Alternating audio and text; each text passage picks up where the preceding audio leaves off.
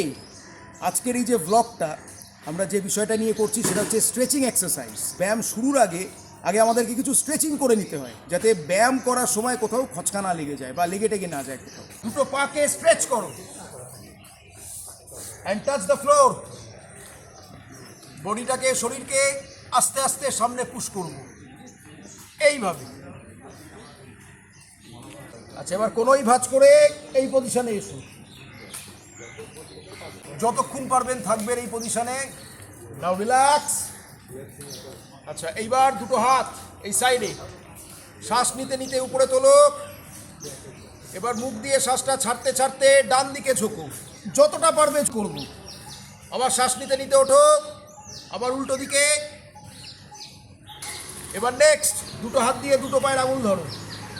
এবার মুখ দিয়ে শ্বাসটা ছাড়তে ছাড়তে যতটা পারবে সামনে ঝুঁকবে। রিল্যাক্স।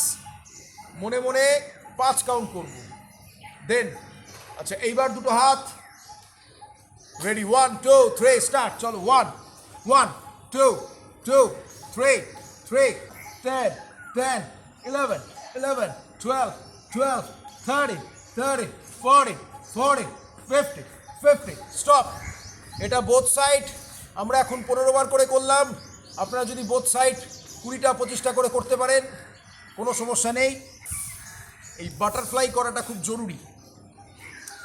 এই স্ট্রেচিং এক্সারসাইজ যেটা আমরা করলাম, এটার মাধ্যমে আমাদের এই যে হিপ জয়েন্ট, তারপর আমাদের সাইড ফ্যাট, এই যে কোমর, পুরোটাই ফ্লেক্সিবল হয়। গোড়ালিটা আমাদের কুচকির যতটা ক্লোজে যাবে। দুটো হাত হাঁটুর উপর রাখো, রেখে আস্তে আস্তে মাটিতে পুশ করো স্লোলি। আমাদের চেষ্টা থাকবে হাঁটুটাকে পুরো মাটির সাথে আটকে দেওয়ার।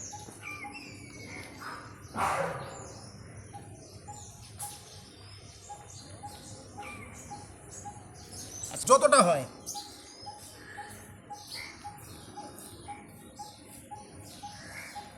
রিল্যাক্স। দুটো হাঁটুকে এইভাবে জুড়ে দাও, দুটো হাত সাইডে রাখো, পায়ে অল্প গ্যাপ করো, অল্প গ্যাপ, দুটো পায়ে অল্প গ্যাপ। চলো 1 1 2 2 3 3 9 9 10 10। রিল্যাক্স। এবার হাঁটু জুড়ে দাও, জুড়ে দিয়ে তুলে দাও দুটো পাকে 45 ডিগ্রি অ্যাঙ্গেলে তোলো, দুটো হাত এই সাইডে হোল্ড। 10 সেকেন্ড অন্তত আমরা থাকতে চেষ্টা করবো। চলো দোল খাও। এই যে